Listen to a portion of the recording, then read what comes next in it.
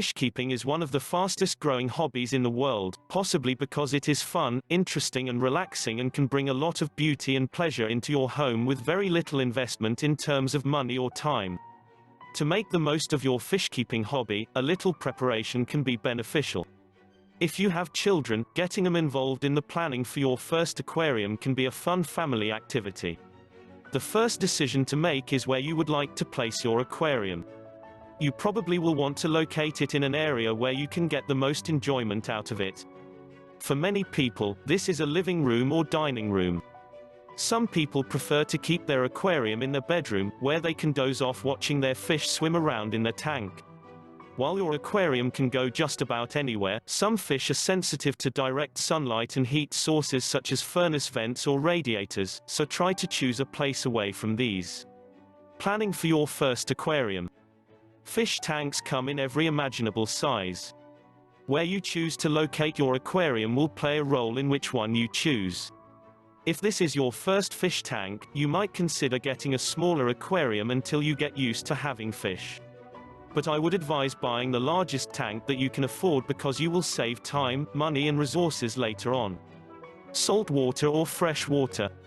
Fish live in nearly every body of water on the planet. Lakes, ponds, rivers, streams and other inland pools usually filled with fresh water. That means it has a much lower saline level than oceans or seas, which are saltwater. With some exceptions, fish that live in salt water cannot survive in fresh water, and vice versa. So one of the first decisions to make is whether you want freshwater or saltwater aquarium. Which one you choose will determine the type of fish you can fill the tank with.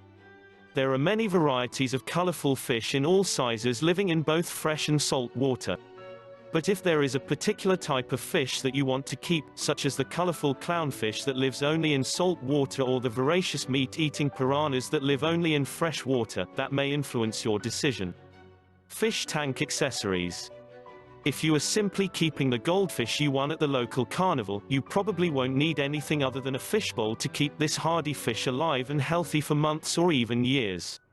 But if you are planning a more elaborate aquarium with many varieties of colorful, exotic fish, some additional equipment other than the fish tank itself usually is required. Unless you are planning on keeping your fish tank on a table or a cabinet, you probably will need a stand. These usually are made of wrought iron or some other weight-bearing material. Fish eat daily, so fish food is essential. The type you purchase will depend on what varieties of fish you are keeping. Your local pet supply dealer can direct you to the proper fish food for you. There are no toilets in aquariums, so fish will leave their waste right in the tank. That's why a filtration system is typically required. These are often filled with finely ground charcoal and are placed at the bottom of the tank beneath the rocks. The filtration system is usually operated by an air pump, which also provides the necessary aeration fish require to stay alive. A heater is also usually required. Aquarium heaters typically have a built-in thermostat so that they can maintain the water at a steady temperature. You probably also will want some plants and decorations for the tank. They make it look more attractive and also give the fish somewhere to play and hide. Fish tank maintenance. Fish need to be fed once or twice per day. So to stop the fish waste buildup, depending on the efficiency of your filtration system, the water in a fish tank needs to be replaced anywhere from once every 7 to 14 days. The interior of walls of the tank also needs to be periodically cleaned with a cleanser that is non-toxic to your fish. The exterior glass can be kept free of smudges using a household glass cleaner.